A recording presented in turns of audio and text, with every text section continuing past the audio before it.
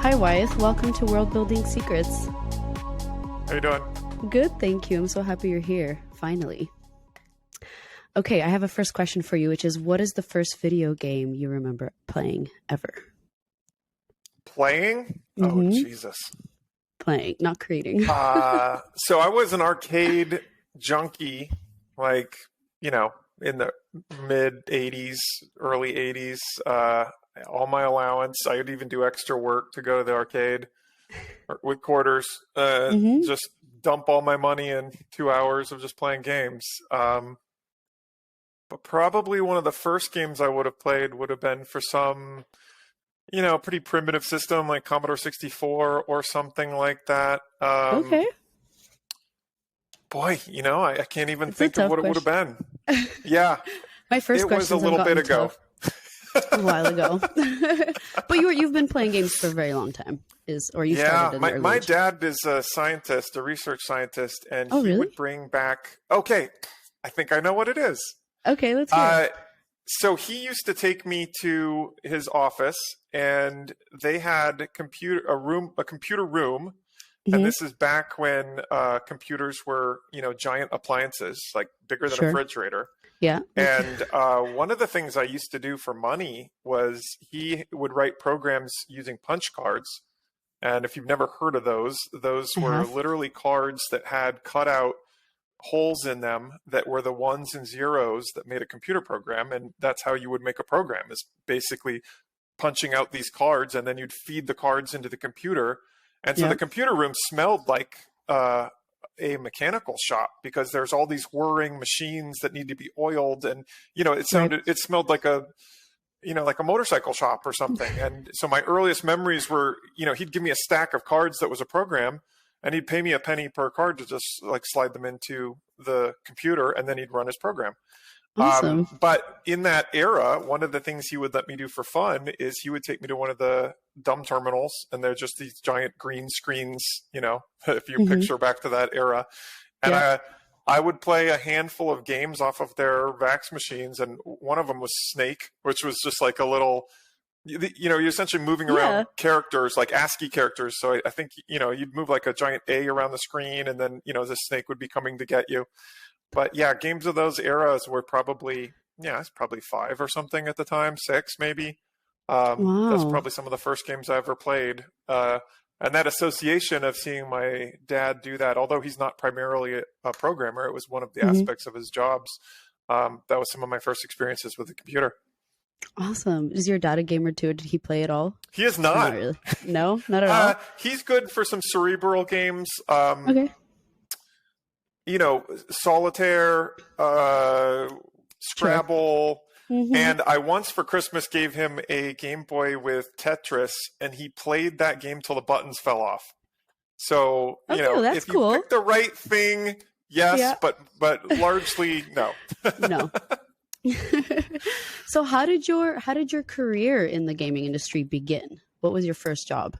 Well, needless to say, I just grew up playing games, and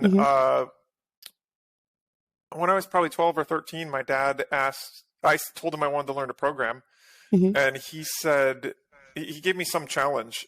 He said, if you go do this, I think he said, if you go draw a circle, figure out how to write a program to draw a circle and a square on the screen. If you can do that, then you'll prove to me that you're interested in programming, and then I'll teach you how to program. And I think he expected me just to throw in the towel and give up. But that day I went and, this is pre-internet, so you couldn't just Google how to program, right? Yeah. But I was getting these gaming magazines, and at that time, gaming magazines would come with the ability to basically with code in them that you would transcribe into. I think that was like a Tandy early computer, and if you typed in all of the code, you could press run and it would play the game. And so I managed to dissect enough of one of those examples to do what he asked me to do. And I showed it to him, and I'm like, great, now he's going to teach me how to program. And his answer was, well, now you know how to program, so just keep doing that. So I then continued to do that, getting these magazines, transcribing code into my little computer, and playing the games. and that became a really rewarding experience for me to some degree. Mm-hmm. But I never really would have guessed that I would end up in gaming. That was a little bit more serendipitous. Okay. I went to college and I got into the line to be a physics major, which I've always been interested in physics. My dad's a physics PhD, and it's always come very easily to me. And the line was really long. Like, it was an auditorium full of people waiting to get in line. And so while we're standing in line, my sister's next to me and she's flipping through, the catalog. And she's like, "Oh, computer science. You like computers?" And we legitimately went over to the computer science department because the physics line was so long. And there were 4 people in line to go into computer science. Really? And that just sort of dragged me. That's how I ended up doing computer science. When I was programming in school, I ended up doing first some consulting work, writing what we used to call multi-user dungeons or text-based dungeons that I was doing programming for a company as a side gig. And then I ultimately started a VR company right while I was still in college, and then transitioning out of that, I co-founded a virtual reality company, and just sort of led me into games, and I've been in games ever since. Oh my God. That's a really cool story and crazy coincidence that it's a little flipping through that yeah. catalog. But you know what? I feel like that's sometimes one of the greatest things in life. They kind of just happen. I mean, then you went on then and you created Leviathan Games and you worked on incredible projects. And then now you're creating the Universe with Tony Harmon and the rest of the team. How did the creation of the Universe even come about? Where did it come from? Where did this idea stem from? Well, so Tony's here in Boulder, and there's a lot of game activity here in Colorado. And so, we've known each other probably for 15 plus years. And I've always wanted to work together, but the stars have never aligned to make that work. And then maybe 5 years ago, I would say we actually started talking diligently towards, hey, we need to do this. Let's find an opportunity that makes sense. 5 years ago. And last year, when my company has dabbled around in crypto, but never specifically in the context of a game, just more of like R&D projects that we've done, looking for the right opportunity. When we saw NFTs really gain traction late 21, and then looked at the sort of fundamental mechanism that makes them so interesting, we just thought this is an opportunity to revolutionize the game space. And so we brainstormed around that.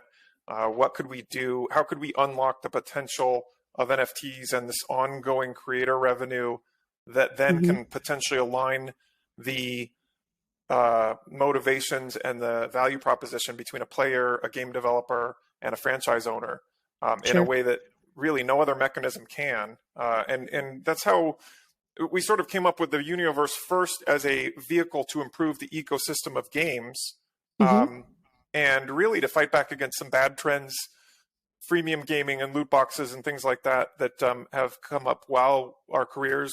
We've seen those things gain existence and become, sort of at the forefront of gaming during our careers, and it's not a great thing. Gamers don't like it. Game developers also don't like making freemium games. A lot of players don't realize that, but manipulating your audience in essentially tricking them into these dead ends where they then need to spend money. No one likes spending their day, coming up with ways to do that effectively. So it first began as this business model, and then we said, okay, we've got the business model.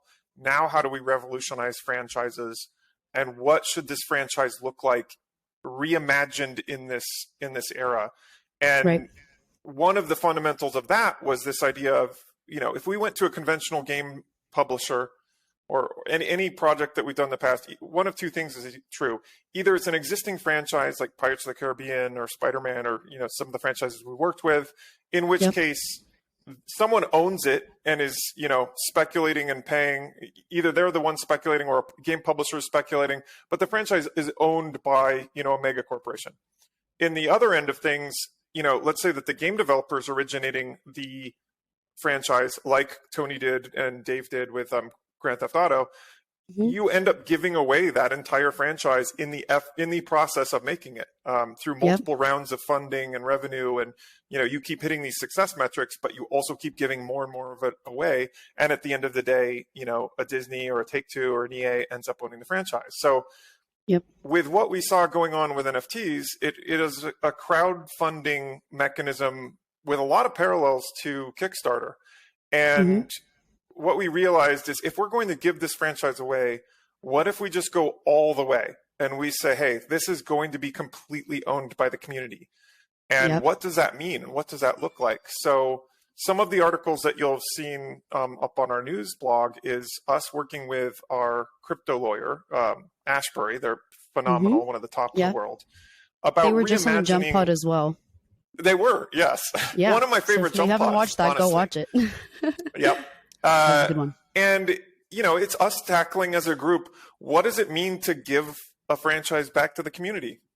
And how do we mechanically make that true? Because obviously we want to create the franchise. We want to have, set the bar for quality. We want to make it a fun and rewarding place to tell stories and to make games. But then we also want to unlock that and give it back to both the community members and game developers in the future to build whatever they want, and to do that royalty free. And so a lot of our innovation was about how to reimagine, IP ownership and, franchise rights, and how do you mechanically make this true that people can go do that, but still have a viable business model. And, ultimately our business model's based almost completely on NFTs and creator royalties. And, we've taken hard stances on how to make sure those don't evaporate in, this trend of some marketplaces going to 0%.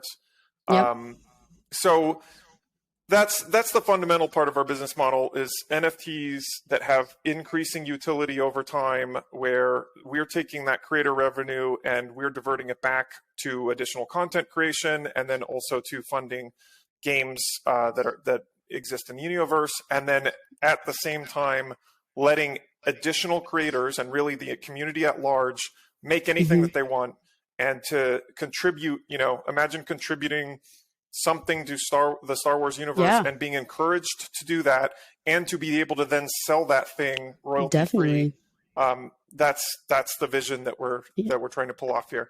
I will say we are effectively moving down, moving in that direction, but you will see that there's still further iterations to our terms of service and whatnot that need to, sort of make it all come together. Yeah, definitely. I mean, it's revolutionary. First of all, I think it's gonna be revolutionary, and it is. And I think that's why, with our story, with the technicality of it all, it's still very much ongoing. And I think that's what, any early adopters, any early members of our community, they have such an advantage right now to be a part of this, franchise and this project. When you're not just watching how it's growing, you're literally seeing how it's being built, and we're constantly having to adapt. And you call the Universe a game first franchise. Can you explain a little bit what that means? Yeah, absolutely. So having spent most of my career working with franchise properties, I'm very intimately familiar with the process of being brought a franchise and being asked what games can be made with it. We, in fact, built one of the very first, I think we built the first game for Avatar: The Last Airbender. We built one of the first Dora the Explorer games. A lot of these franchises that just were incarnated, and then someone who, basically someone who owns a franchise comes to a game developer and says, what can we do with this? That's, that's the way that most franchises work, is an author made a book, became a movie or something like that, and then eventually what game can we make with it? Well, that's wonderful and fine, but the fact of the matter is that a lot of storytelling done through that process ends up making very difficult to make games. Like they make storytelling with a lack of rules to the universe, a lack of constraints to power that make it very difficult to make games. One of the examples that I give is if you think of the Fantastic Four as I don't know how familiar you are with them, but Mr. Fantastic's this stretchy guy, right? Yeah.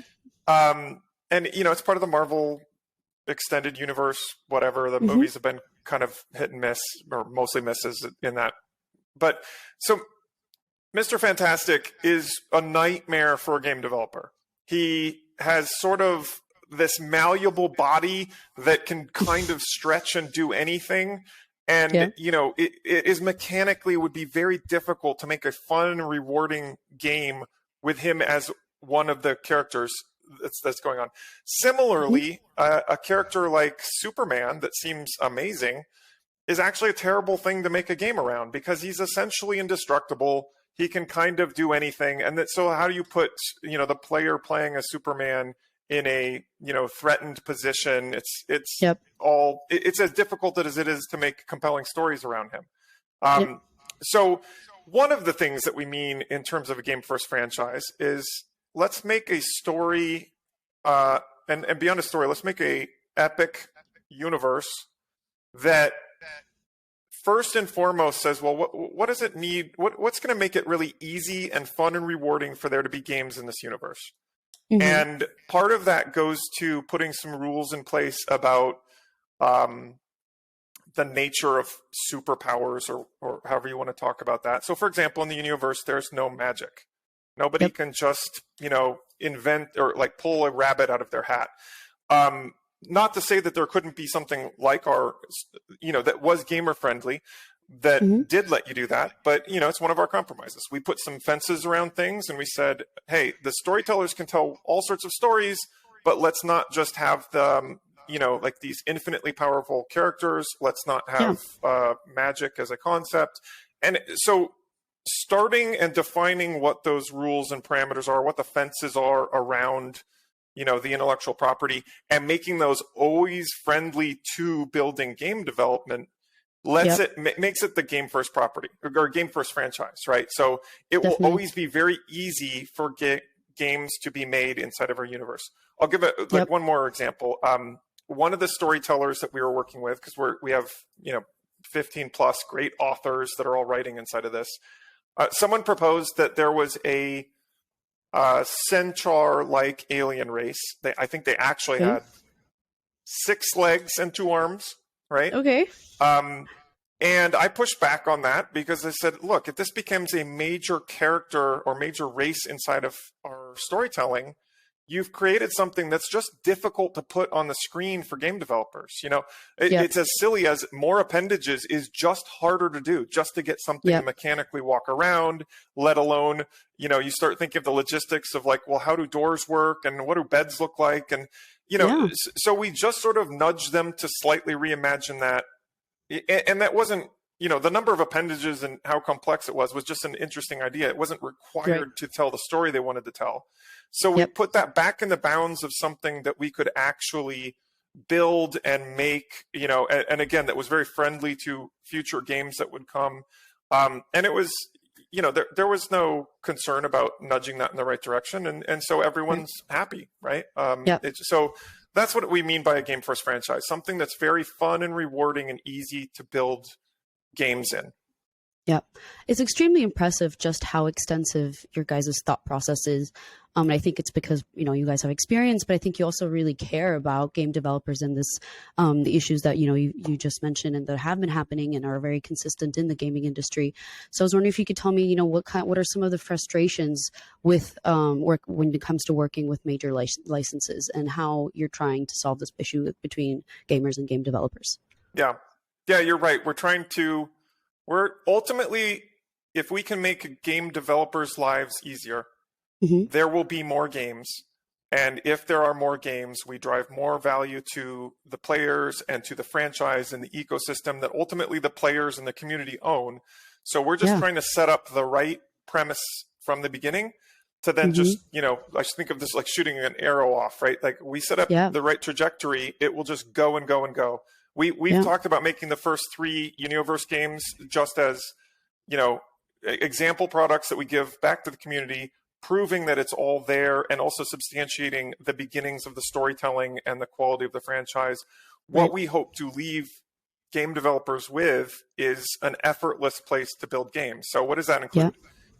Assets of a very high quality. You can see Ryu and Krisha, and now we've linked Tor Vela, and basically think of it as a conveyor belt of these characters that are not just 3D models, but have backstories and comics related to them, where people emotionally are connecting to them. So when you see, our version of Boba Fett on the screen or Wolverine, you know what their personality's like. You know who they are. That's what we're trying to develop. And also in deliverable game-ready assets. So one of the reasons we have that track called the Danger Room is because we want to show game developers this is, something that just effortlessly drops into a game.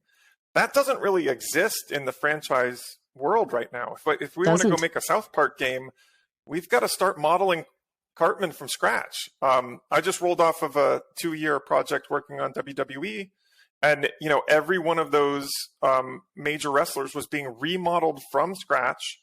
Really? Essentially being scanned in a van where like they're being high-res pixel scanned. And then, they have to be textured and modeled. Their subsurface skin has to be done. And then that has to go to the franchise for approval. And assuming they're okay with it, and they can push back and say, wait, we don't like this guy's eyebrows. We don't like this hairdo. Go do it again. Right. Then you need to go to the actual celebrity and have them sign off on it. And so the process of just making, an asset inside of a franchise can be extremely costly, time prohibitive. So our solution to that is, hey, we're just going to day one give you all of the assets. They're all approved. Use them however you want. Like that's just part of what you get for working inside of the Universe. So that relieves that pressure point. The next one is, obviously having a friendly environment for telling stories. And that gets sort of to the nature of the Universe and some of the core assumptions we started with, where it just needs to be a big enough vision for all sorts of stories to exist and take place without, intricately overlapping with each other in a complicated way.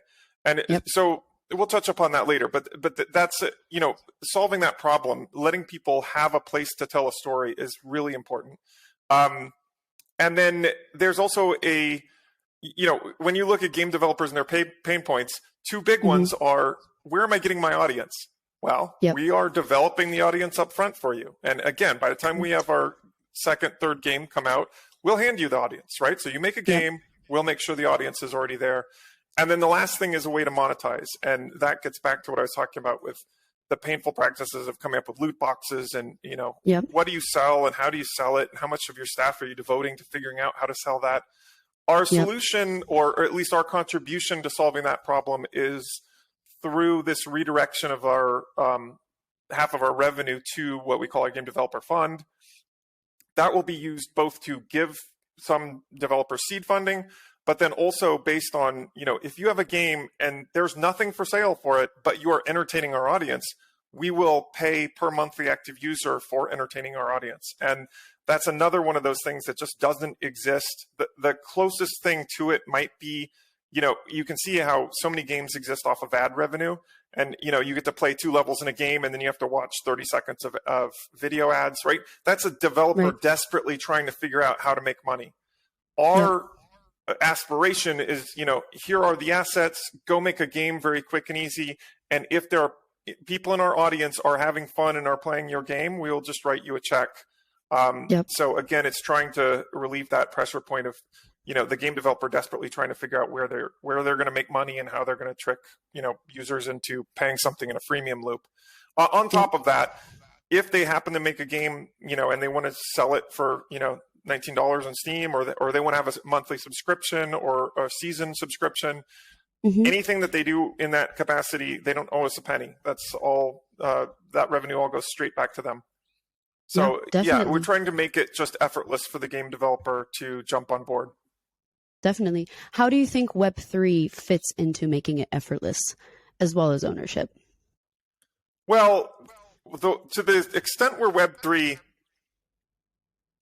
it's hard to get past just this notion of what NFTs unlock. So, we're not particularly blockchain. We're not particularly, embedded into a currency like Ethereum or Bitcoin. Our initial NFTs are all minting on Polygon, but we're also a little bit agnostic about that. The thing that I focus on is what an NFT can do. And that comes back to this notion. One of the examples we give is, imagine that Stan Lee got, 5% of revenue of a comic of his trading every time it traded hands. And how transformative would that have been to him personally and Marvel as a concept if one of his comics from the 60s that, traded hands today for $1,000 had a revenue stream attached back to the original creator of that. There is nothing mechanically like that. And that is the magic of NFTs, and why it is so important that creator royalty is respected and enforced inside of the blockchain.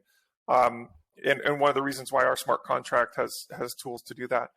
So taking that as a transformative market element, what it really does is say, I can sell something today, or we're free minting things. I can freely give someone something today. And if we deliver on this promise of utility, and that trades hands and exists, not just next year, but 10 years from now, and can exist on a free independent marketplace or marketplaces, that just completely changes the game. And what it lets us do is sell someone or give someone a version of Ryu today who looks incredible and has a certain amount of functionality around him, but also lets us make plans on what is he going to look like in 10 years, right? When the texture maps have exploded in size and there's new particle systems and all of these things that make him more interesting to adapt to the games of the future. Why would we be incentivized, and how can we justify spending that money and making sure that he's always current and relevant? Well, it's precisely because of what creator royalties do, right? It aligns the long-term incentive of the buyer or the consumer, the game developer, and ultimately, the franchise owner. So, that's sort of the start and end to the magic of Web3 for us. There's another thing going on, which is, again, this almost Kickstarter-like community support mechanism. The people in Web3 are really great fans. They're really great, 100%. Speculative visionaries. And the fact that they are willing to give us some of their time, attention, and ultimately, funding, that shows that we can gain traction in what we're doing. And ultimately, when we can prove traction, this is what happened with a lot of games that were successful out of Kickstarter. They proved that they had a community. They proved that they had solid support from a fan base. And then ultimately, that unlocks any sort of funding you need. So additional VC rounds or whatever we need access to. If we can show that, this has the pickup and the engagement that we need from this NFT/gamer community, that's the springboard that lets this whole vision work. 100%. It's interesting how you mentioned the community. I think I 100% agree with that. And I think every day I'm impressed with our community, just how dedicated they are and how comfortable they are in something that's still so early and new. Yeah. And really, we don't really know. And the content they're producing already. Yeah. Yeah, exactly. Exactly. It's really exciting to see them, do sketches of Ryu, and we're going to have a storefront come up soon with our t-shirt finalists of our merch. So I think it's really impressive, and just seeing how dedicated people can be to something that's just so new. And I'm curious to know, where do you think Web3 is going to go in revolutionizing the gaming industry as a whole, like let's say in the next 5 to 10 years? I do think we're in a funny place right now because, crypto has had, its legs pulled out from under it. Everyone looks at the NFT marketplace and sees volumes way down. And it's very easy to be negative on the future at this moment in time. But honestly, none of this stuff that's happened with FTX or just with NFTs generally has impacted my opinion of the future at all. Yeah. I do think because of how novel NFTs are as a mechanism, and crypto, generally, it unlocks possibilities that are just otherwise not possible. And NFTs are going to unlock this idea that, if you think about the games of old where I have an MMO, I might have spent 5 years playing, that sword that I had inside of that thing only existed inside of that MMO. And when it eventually went offline, all of the time and energy and engagement just evaporated, right? So when you think about the potential for there being ownership outside of that company, outside of Sony or Blizzard or whatnot, they've chosen to make a character or a vehicle or a sword or whatever as a thing that exists and now works across games. somebody is going to get that right. Is it us? I hope it is. I hope it's several efforts like ours, honestly. But it's going to be this inevitable thing where, you know, one of the examples we give is, you know, imagine owning the game-winning ball from, you know, an NBA playoff or something like that. You can there's the opportunity to have, you know, the sniper rifle Dr. Disrespect used to win this, you know, tournament, and for that to be embedded in the blockchain as this was the one that he used, and for someone to then own it. That's just not possible, you know, without these types of mechanisms. And ultimately, that's why I just have 100% confidence, you know, there is a future of Web3 and gaming and NFTs, and it needs its killer product the same way that when any platform launches, you know, you can launch a SNES or any console, and it can exist with a, you know, lukewarm pickup, but at some point there has to be the killer title that's transformative and actually anchors enough of an audience that then the platform's viable. And that might be, 100%. You know, Super Mario Brothers, might be Grand Theft Auto, whatever it is. That is the thing that then springboards it, and then everyone else who follows is like has a zero risk proposition, because somebody already proved the success case. So that success has to happen that overlaps Web3 and crypto and NFTs. It's going 100%. To happen. Is it going to happen in the next 12 months? I don't know. It's going to happen 24 months. You know, I'm not sure. But somebody's going to absolutely it's going to happen. Nail it. And then everyone else that follows is just going to be doing the Me Too thing.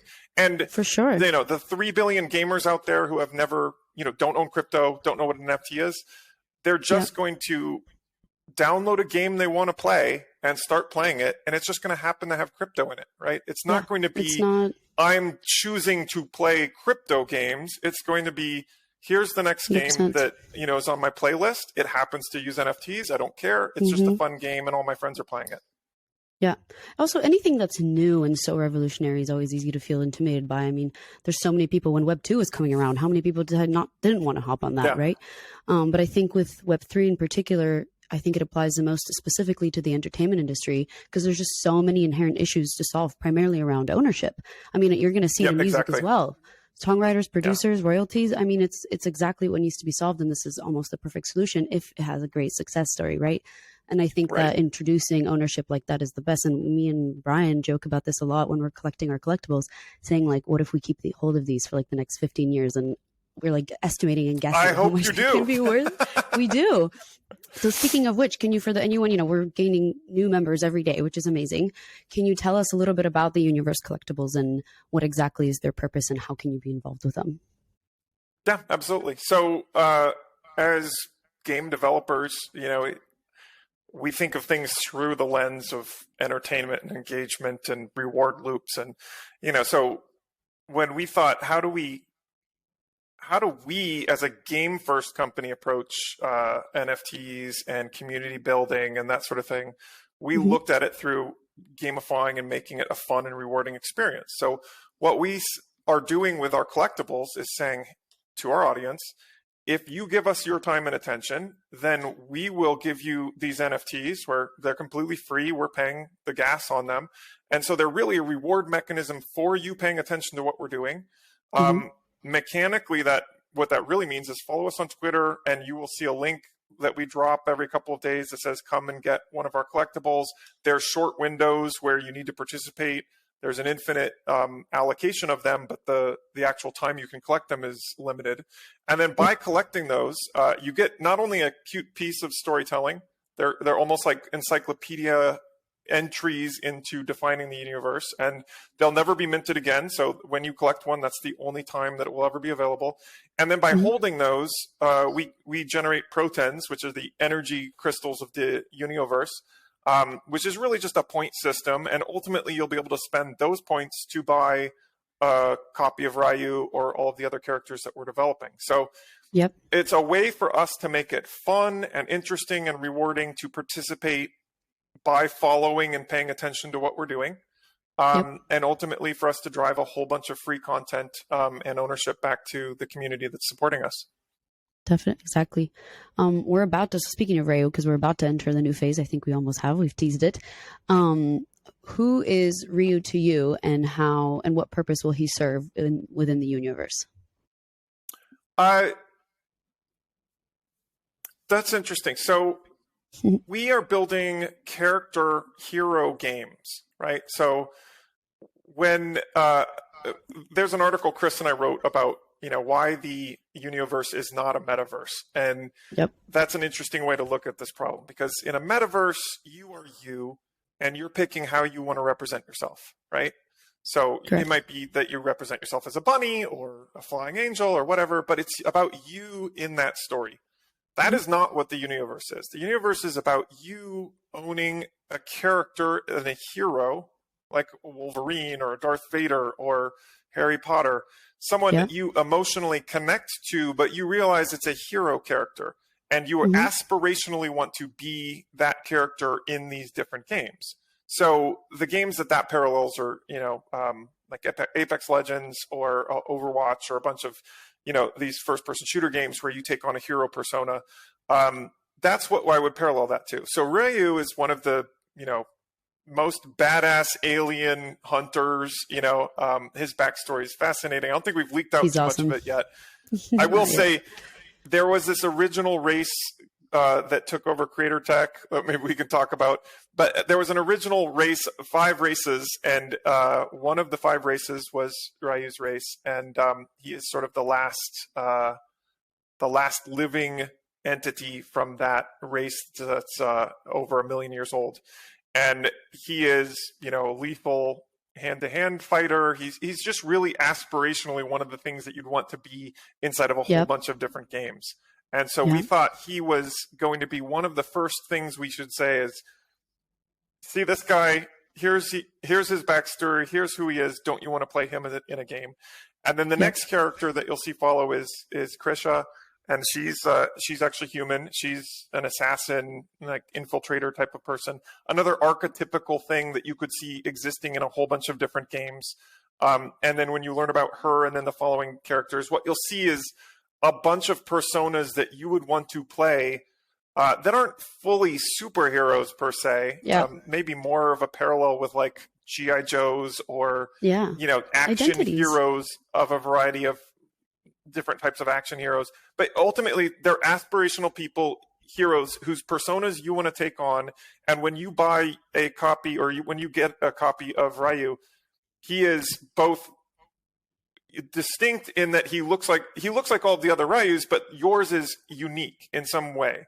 And depending on the tier that you get, he could look very unique. But that's what we're saying is, there's a whole bunch of commons and they all look kind of similar, but each one is also distinct in some way. But then when you get to the legendary tier, we're releasing our viewer in a few days. You'll be able to see the legendaries look very, very significantly different. None of that will have any bearing on your ability to play a game. They all play a game exactly the same. But that's what we're doing is really making unique visual identity as the prominent element that separates them. And your chances of getting a particular tier are completely random. It is random on the day in which you're collecting them. You can actually see the chances in the rarity model that's up on our announcement page. It actually shows there's 20,000 Ryus that are being released in this first mint of a potential 100,000 set of them. If you don't own one of those 100,000, you can't play a game as Ryu. So, it's literally, this is your access to the game to play as that hero. And same thing is going to happen with Krisha. Same thing's going to happen with Jenks. Like, you need to own these in order to play the game. So that's part of the transformative model here, where our game is not completely free in the way that freemium games exist. You have to own one of the characters you want to play with in order to play the game. And if the game is, for example, a Rocket League type of game where you might need a hero character and a vehicle, you need to own one of both of those in order to play the game. So that's one of the changes that we're making to the way that the ecosystem of games as it exists. Yep. So Ryu's dropping early January. I won't say the exact date yet. We are. It's been announced as January 8th. Yeah. January 8th, yeah. So January 8th. Up until then, collect your collectibles so you have your protons. What if somebody is new to the community? Let's say they join a week before Ryu drops.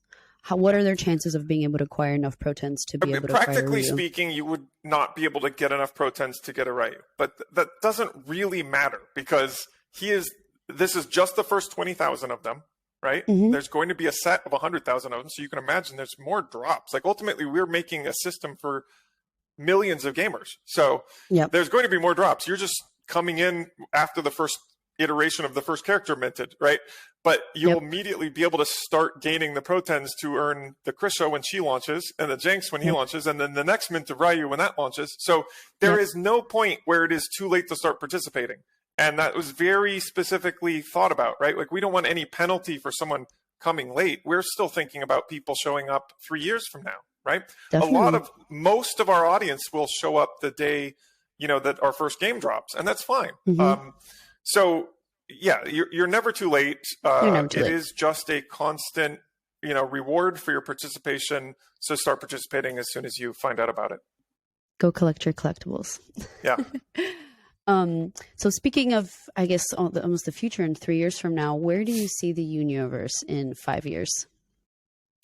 By 5 years from now, our role as a company should have transformed from, again, using this shooting the arrow analogy, we've set the trajectory of things and we have set the foundational rules of the universe in terms of, things like, does magic exist? Does faster than light travel exist? Things like that. We've set the groundwork. We've done a lot of storytelling with our novels and our comics, and we've built the first 3 games that unlock the tools for future game developers and also unlock our SDK that downloads into Unity and Unreal and lets the whole apparatus work.